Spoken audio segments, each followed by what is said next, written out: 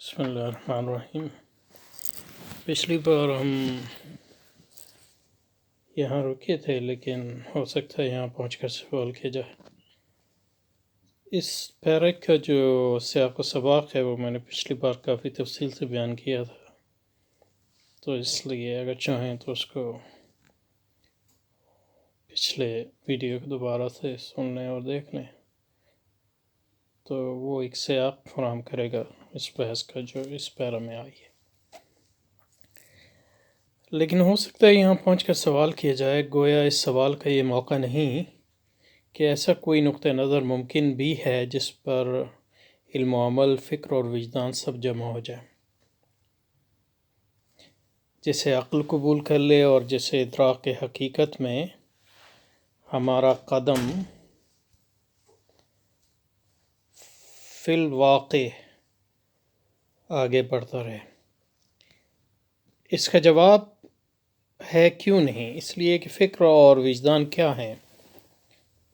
وہ ذہنی اعمال ہیں جن کی نوعیت اگرچہ ایک دوسرے سے مختلف ہے، لہذا ان کا منصب بھی الگ الگ ہے، مگر جن میں اصلاً کوئی تصادم نہیں۔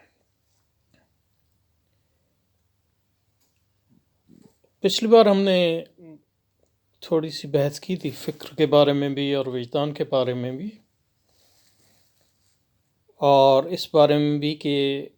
اصلاً کوئی تصادم نہیں کا کیا مطلب ہے۔ یعنی اصلاً کوئی تصادم نہیں کا کوئی مقصد ان معنوں میں نہیں ہے کہ تصادم تو تبھی ہوتا ہے جب آپ مختلف ذہن کے جو مختلف فنکشنز ہیں، اس کے جو وظائف ہیں، کیونکہ جو ادراک یا علم و عمل کے وظائف ہیں ان کو ادا کرنے کے لیے جو آلات ہیں ہمیں حاصل ہیں، جس کو فکر کہتے ہیں اور وجدان کہتے ہیں اور احساس کہتے ہیں اور شعور کہتے ہیں، ان میں تصادم اس لیے پیدا ہوتا ہے کہ جو ہمیں علم حاصل ہوتا ہے وہ ان کے تعامل سے ہوتا ہے، اور اس تعامل کے نتیجے میں جو ہے تصادم کی بھی صورتیں اس لحاظ سے پیدا ہو سکتی ہیں کہ انسان کا جو شعور ہے، جو اس کا ادراک ہے، وہ محدود ہے، اور اس کی حد بندی کا ایک پہلو یہ ہے کہ اس کے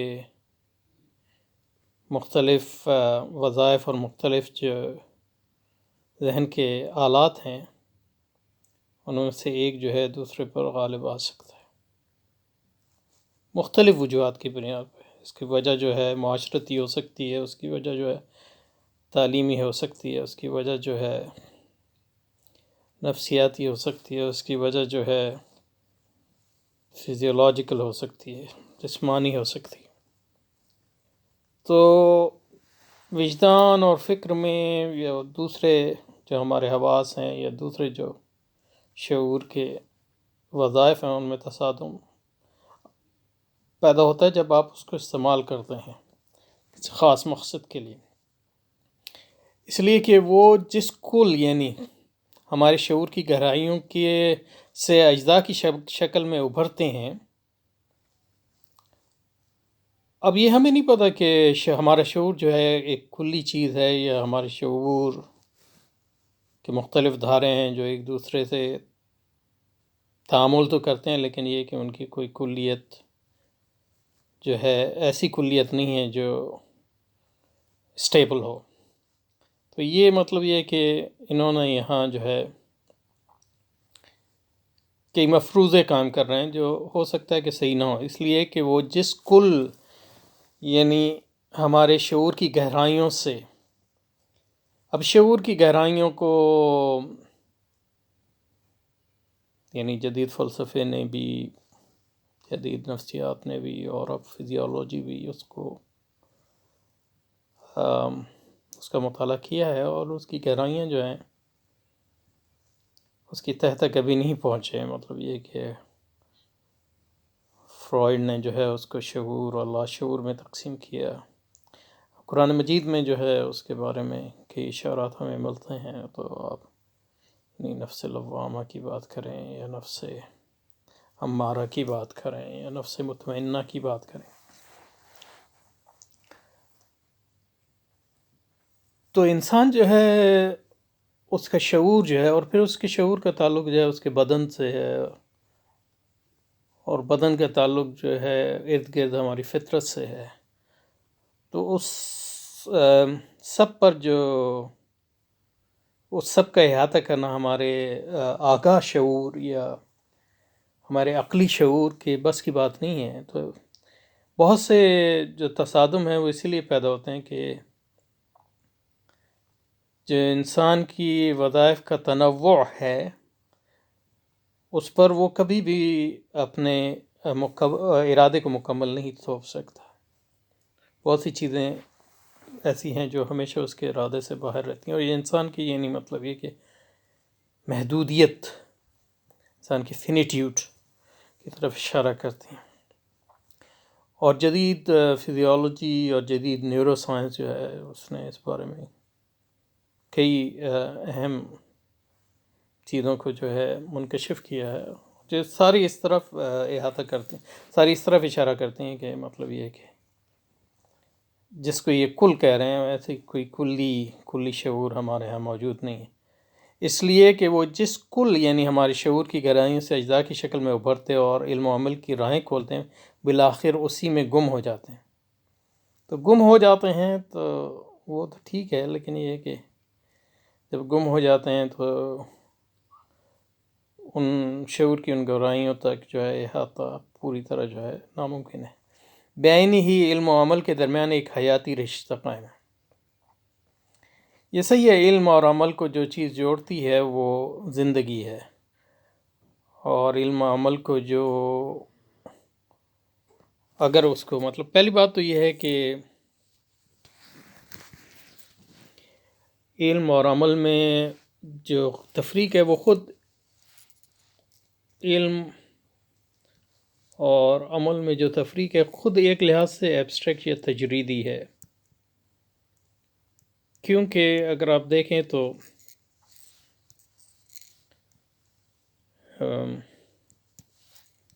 علم خود ایک عمل ہے ہمارے ذہن کا، اور عمل جو ہے نہ صرف اس کی بنیاد علم پہ ہوتی ہے بلکہ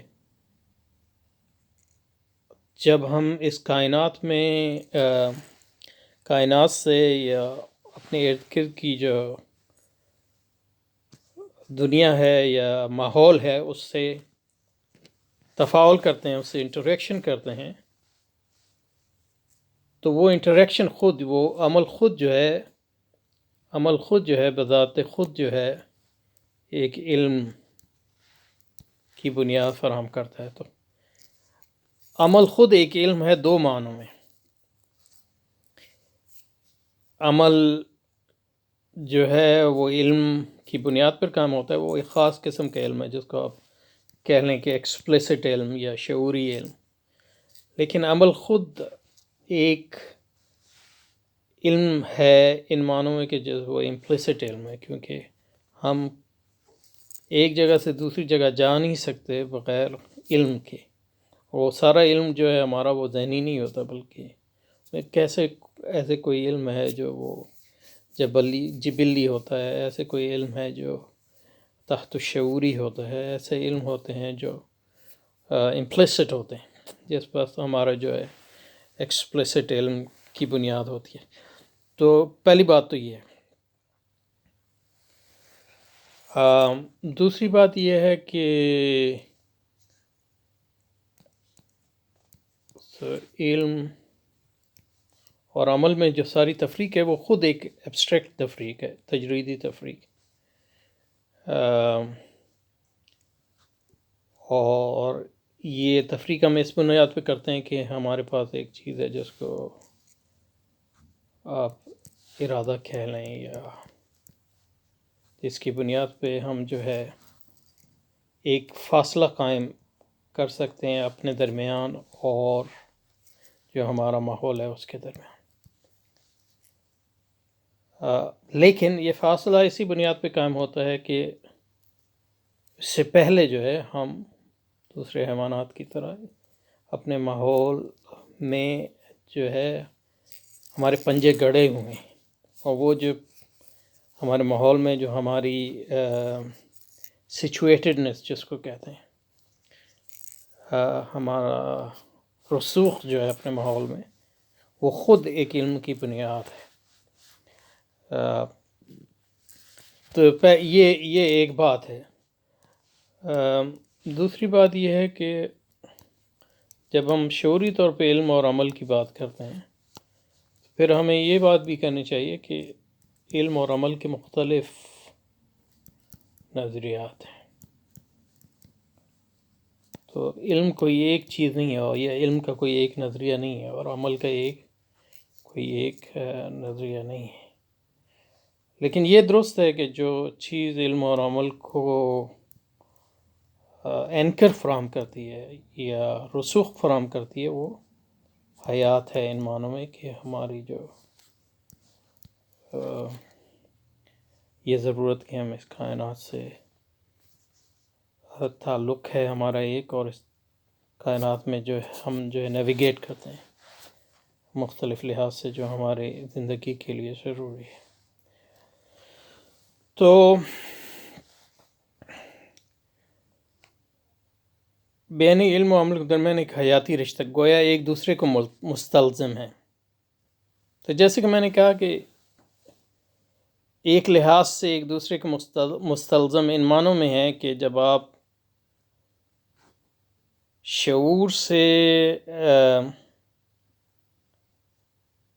یا ایکسپلیسٹ علم سے نیچے جا کے دیکھتے ہیں، تو علم عمل جو ہے وہ ان میں آپ کو تفریق کرنا بڑا مشکل ہو جاتا ہے، کیونکہ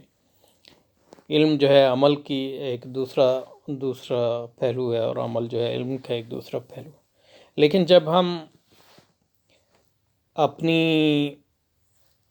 جو ماحول میں رسوخ ہے اس سے تجرید کرتے ہیں، اس سے ایبسٹریکٹ کرتے ہیں، تو پھر ہم علم اور عمل کو جو ہے ایک لحاظ سے جو ہے اس میں تفریق قائم کرتے ہیں. پہلی تو یہ بات ہے. تو شعور کی نیچے کی سطح پر تو وہ ایک دوسرے کو مستلزم ہیں ایک لحاظ سے، لیکن جو ہمارا شعوری علم ہے، کیونکہ وہ ایبسٹریکشن پہ بیس کرتا ہے، اس کا اور عمل کا تعلق جو ہے اتنا گہرا نہیں ہے. تو کیونکہ جب ہم کائنات کے اندر جو یعنی اپنے ماحول کے اندر جب ہم راسخ ہیں، یعنی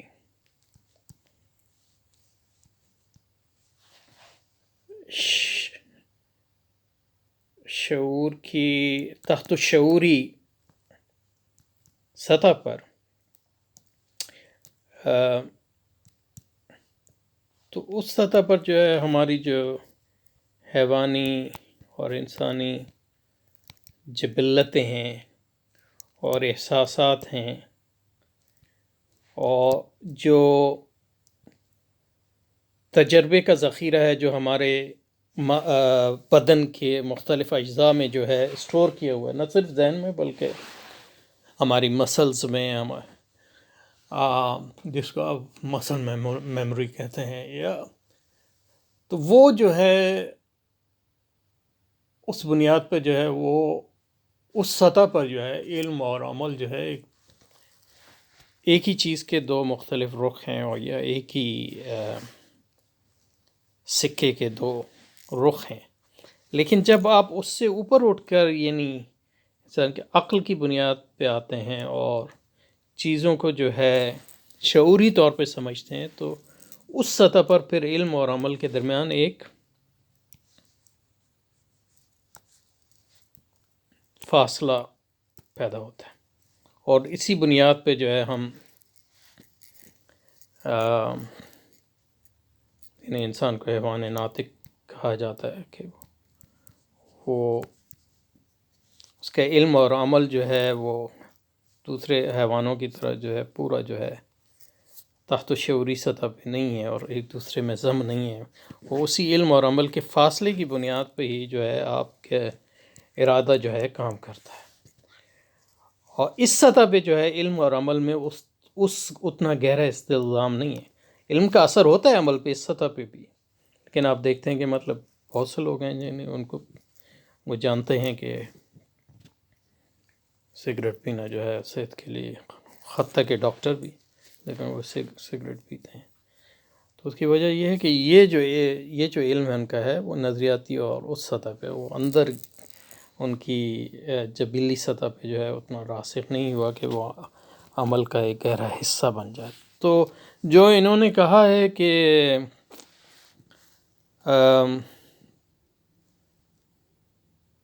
علم و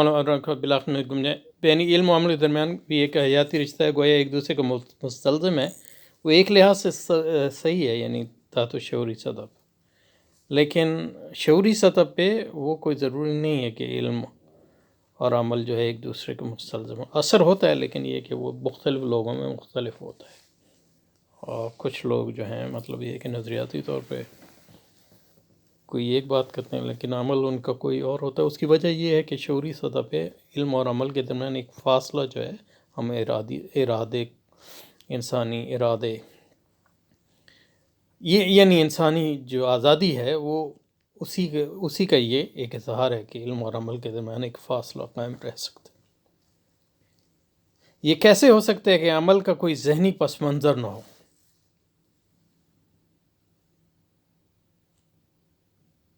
یہ تو ٹھیک ہے، لیکن یہ کہ عمل کا تعلق جو بنیادی طور پہ وہ ذہن سے نہیں ہے. عمل کا بنیادی طور پہ جو تعلق ہے وہ آپ کی عادات سے ہے، آپ کے احساسات سے، آپ کی جبلتوں سے. تو اس لحاظ سے مطلب یہ ہے کہ بہت سے کام ہم ایسے کرتے ہیں جس کا ذہنی پس منظر نہیں ہوتا. یعنی جو آپ کی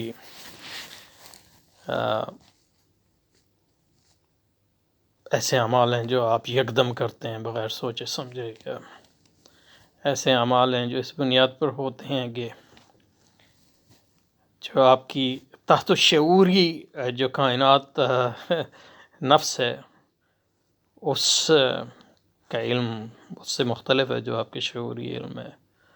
اور اس کا تجربہ اس سے مختلف ہے وغیرہ وغیرہ. تو اسی لحاظ سے یعنی شعوری علم جو ہے اسی وقت ہی قابل ہوتا ہے، عمل پہ اثر انداز زیادہ ہوتا ہے جب وہ شعوری علم جو ہے آپ کی جبلت بن جائے یا آپ کی عادات کا حصہ بن جائے. اور اسی بنیاد پہ یعنی جو تصوف میں ہمارے ہاں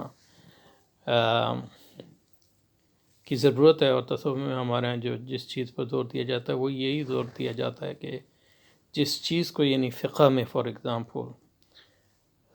شریعت کے جو احکامات ہیں ان کو عقلی طور پہ سمجھا جاتا ہے. تصوف میں اس بات کی کوشش کی جائے کہ وہ آپ کی عادت ثانیہ بن جائے، کہ اس پر عمل کرنا جو ہے آپ کے لیے کوئی ایک فطری چیز بن جائے. تو اس کے لیے آپ کو یعنی مختلف ریاضتیں وہ کرتے ہیں وغیرہ. تو اس میں ان کا جو ہمارے اہل تصوف کے جو علم و عمل کا کہ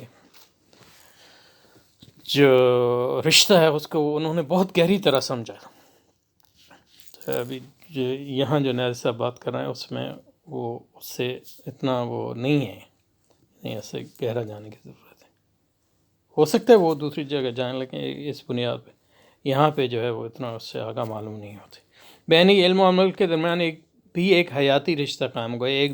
ایک کو دوسرا مستلزم ہے. یہ کیسے ہو سکتا ہے کہ عمل کا کوئی ذہنی پس منظر نہ ہو؟ یہ ہو سکتا ہے. یا علم کی حرکت سے عمل کو کوئی اثر قبول نہ کرے، یہ بھی ہو سکتا ہے، کیونکہ ضروری نہیں ہے. مطلب وہ جو استلزام ہے وہ شعور کے تحت شعوری سطح پہ تو ہوتا ہے، شعوری سطح پہ اتنا گہرا نہیں ہوتا، اور وہ لوگوں میں مختلف ہوتا ہے.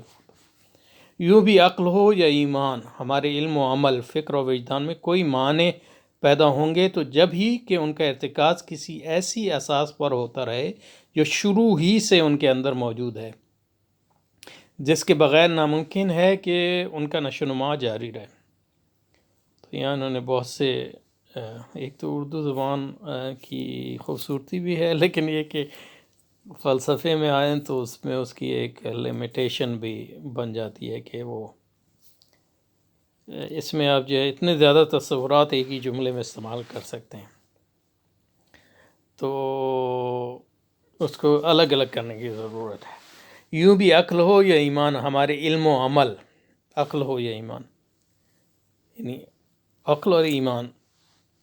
یعنی ان کا جڑاؤ کیسے پیدا کیا انہوں نے؟ یعنی عقل تو ایک حادثہ ہے، ایک آپ کا آلہ ہے، اور ایمان جو ہے وہ علم کے درجات میں سے ایک درجہ ہے، اور اس کے لیے عقل کی ضرورت ہو، تو ایسا تو نہیں ہے کہ عقل اور ایمان کوئی ایک ہی سطح کی چیزیں، تو یوں بھی عقل ہو یا ایمان، ہمارے علم و عمل، علم و فکر اور وجدان، اب گویا یہ کہ فکر کو علم کے ساتھ جوڑ رہے ہیں اور عمل کو وجدان کے ساتھ جوڑ رہے ہیں، حالانکہ وجدان اور فکر کا تعلق جو ہے وہ علم سے زیادہ ہے، کیونکہ یہ جو ہے جاننے کے طریقے ہیں، لیکن جیسے میں نے کہا کہ عمل کا علم سے گہرا تعلق ہے، تو میں اس کو رد نہیں کر رہا، لیکن یہ کہ اس میں تفصیل ہے۔ یوں بھی عقل ہو یا ایمان ہو، ہمارے علم و عمل، فکر اور وجدان میں کوئی معنی پیدا ہوں گے تو جب ہی کہ ان کا ارتکاز کسی ایسی اساس پر ہوتا رہے، معنی پیدا ہوں گے، یعنی مطلب یہ ہے کہ وہ بامعنی ہوں گے یا وہ فنکشن کر سکیں گے، تو جب یہ ان کا تھا کسی ایسی اساس پر ہوتا ہے جو شروع سے ان کے اندر موجود ہو، شروع ہوئی سے ان کے اندر موجود ہو، یعنی مطلب یہ ہے کہ عقل اور ایمان، علم اور عمل، فکر اور وجدان ایک دوسرے سے انٹریکشن یا ایک دوسرے سے تفاعل اسی وقت کریں گے جب ان کے درمیان کوئی رابطہ ہو، اور وہ رابطہ اسی طرح پیدا ہوگا کہ وہ کسی ایک ہی چیز سے کے مختلف حصے ہوں، تو اس لحاظ سے وہ ٹھیک ہے، وہ انسان کے بدن اور ذہن جو ہے وہ یہ رابطہ فراہم کرتا ہے، کیونکہ مطلب یہ کہ یہ ہمارے بدن اور ذہن کے فنکشن ہے، اور بدن اور ذہن میں جو ہے بہت گہرا رابطہ ہے، تو اس لحاظ سے ان چیزوں میں بھی رابطہ ہوگا۔ اب یہ ہوتا ہے کہ مطلب یہ کہ انسان کے اندر جو ہے یہ ہو سکتا ہے کہ آپ کے مطلب عقل غالب ہو یا ایمان غالب ہو یا علم غالب ہو یا عمل غالب ہو، اور پھر فکر غالب ہو اور وجدان غالب ہو، یہ اس لیے ہو سکتا ہے کہ مطلب یہ کہ انسان یہ اس کی دو چیزوں کے نتیجے میں ہوتا ہے، ایک یہ کہ انسان جو آزادی ہے ایک لحاظ سے، دوسرا اس کی لمیٹیشن، تو حالانکہ یہ دو مختلف چیزیں نظر آتی ہیں، لیکن یہ کہ ان دونوں کی وجہ ہی سے یہ ہوتا ہے کہ انسان کے جو مختلف فنکشن ہیں اس میں مختلف پروپورشن جو ہے مختلف لوگوں میں ہوتا ہے، یا مختلف تہذیبوں میں اور مختلف معاشروں میں ہوتا ہے۔ تو یوں بھی عقل ہو یا ایمان، ہمارے علم و عمل، فکر اور وجدان میں کوئی معنی پیدا ہوں گے تو جب ہی ان کا کسی ایسے اساس پر پیدا ہوتا ہے جو شروع ہی سے ان کے اندر موجود ہے، جس کے بغیر ناممکن ہے کہ ان کا نشو و نما ہو جائے۔ تو مطلب کہنا یہ چاہتے ہیں کہ ان چیزوں میں کوئی جو ہے تضاد نہیں ہے، اور ان کی اساس ایک ہی ہے، وہ اساس کیا ہے؟ وہ انسان کا بدن اور اس کا ذہن ہے، اور وہیں سے مطلب وہ نکلتے ہیں، تو ان میں تضاد کی تو کوئی مقصد نہیں ہے، تو اس لیے وہ کہہ رہیں گے پھر مطلب مذہب اور اس سے وہ لے جانا یوں چاہتے ہیں کہ پھر مذہب اور سائنس میں کیوں تضاد ہو، مثلا یا مذہب اور فلسفے میں کیوں تضاد ہو جب کہ وہ انسان ہی۔ تو کہنے کا مقصد یہ ہے کہ عقل ایز اے فنکشن، یعنی اس میں بڑی بحث کرنے کی ضرورت ہے، اب یعنی عقل جو ایک آپ کا حادثہ ہے، یہ ایک چیز ہے، یعنی حادثہ نہیں کہنا چاہیے، مطلب یہ کہ ایک آلہ ہے ذہن کا،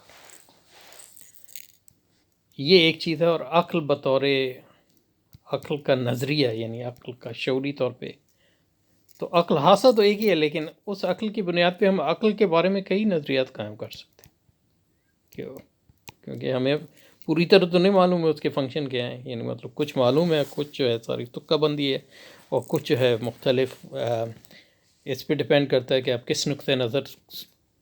سے اس کو دیکھ رہے ہیں۔ اسی طرح آپ یہی تفریق جو ہے آپ فکر کے بارے میں بھی کر سکتے ہیں، عمل کے بارے میں کر سکتے ہیں، وجدان کے بارے میں بھی کر سکتے ہیں. لیکن اس سے یہ نتیجہ نکالنا کہ کیونکہ عقل پلس فکر پلس ایمان اس کی اساس جو ہے انسان ہے، انسان کا بدن اور اس کی روح، تو یہ اس کی اساس ہے، یہ کل ہے، اس سے نکلے ہیں یہ ساری چیزیں. تو اس کی بنیاد پہ جو اس کے پروڈکٹس ہیں، اس کی جو نتائج ہیں، سائنس یا مذہب وغیرہ، تو ان میں کیوں تضاد ہو؟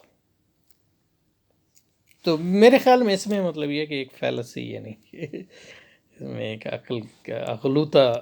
اغلوطے میں مبتلا ہو رہے ہیں. کہ مطلب کہنا کہ مطلب یہ ہے کہ پانچ جو میرے حواس ہیں وہ میرے حواس ہیں، اس کا یہ مقصد نہیں ہے کہ میرے جو حواس مجھے، مختلف حواس جو مجھے علم دے رہے ہیں، ان کا جو پروڈکٹ ہو وہ سارے جو ہے ایک ہی طرح کی دیں، ایک ہی طرح کی اطلاع دیں، یا ان کے درمیان جو پھر تو جسٹ بیکاز، یعنی کہ عقل اور فکر اور ایمان جو ہیں ہمارے فنکشنز ہیں بدن کے اور ذہن کے،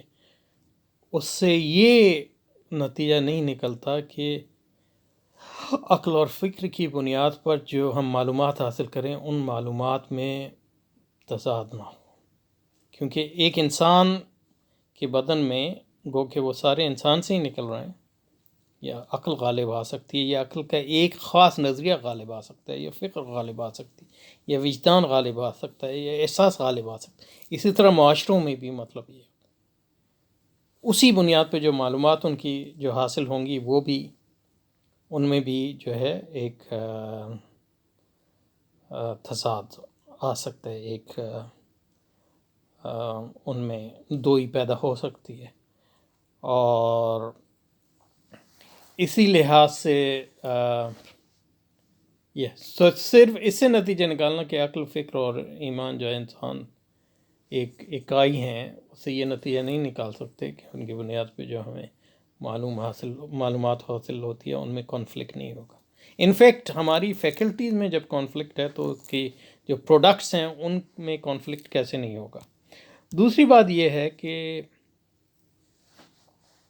نقطۂ نظر، کیونکہ ہم محدود ہیں بحیثیت انسان،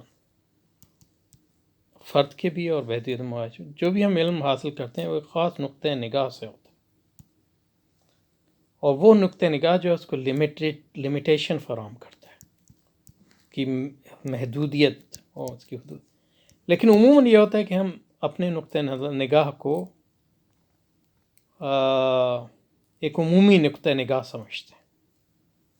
بحیثیت فرد کے بھی اور بحیثیت معاشروں کے بھی، کیونکہ اپنی لمیٹیشن کا اقرار کرنا انسانوں کے لیے بڑا مشکل ہوتا ہے. تو اس وجہ سے مطلب یہ ہے کہ مختلف لوگ جو مختلف نقطۂ نگاہ سے جو معلومات حاصل کر سکتے ہیں ان میں تضاد پیدا ہو سکتا ہے، ان میں کانفلکٹ پیدا ہو سکتا ہے، ان میں لڑائی ہو سکتی ہے. تو پیچھے چلیں جی. تو یوں بھی عقل ہو یا ایمان ہمارے علم و فکر اور وجدان میں کوئی معنی پیدا ہوں گے تو جب ہی کہ ان کے ارتکاز کسی ایسی اساس پر ہوتا رہے جو شروع سے ان کے اندر موجود ہے، جس کے بغیر ناممکن ہے کہ ان کا نشو و نما جاری رہے. یوں ہی ان کے اندر زندگی اور حرکت پیدا ہوگی، اور یوں ہی باہم دیگر ارتباط اور ہم آہنگی کی بدولت اظہار ذات کے نئے نئے مراتب ان پر منکشف ہوں گے. شروع سے ان کا نشو، ٹھیک ہے. ہمارے نزدیک یہ ارتباط اور یہ ہم آہنگی ان کی سرشت میں داخل ہے، ٹھیک ہے ہم آہنگی، لیکن یہ کہ کانفلکٹ بھی ان کی سرشت میں داخل ہے جس سے ان کا کوئی مذہب غالب نہیں. لہذا یہ دیکھنا چاہیے کہ وہ کیا مسئلہ ہے جس میں ان خطبات کا اچھا چلیں پھر یہاں جو ہے، لہذا یہ دیکھنا چاہیے وہ کیا مسئلہ ہے جو ان خطبات کا محرک ہوا اور جس سے علم و عمل اور فکر و وجدان کی بحث ناگزیر ہو گئی. یہی کہ ادراک حقیقت کی صحیح میں ان کے کیا معنی ہیں، یعنی حقیقت کے ادراک میں ان مختلف جو ہمارے وظائف اور آلات ہیں ان کی کیا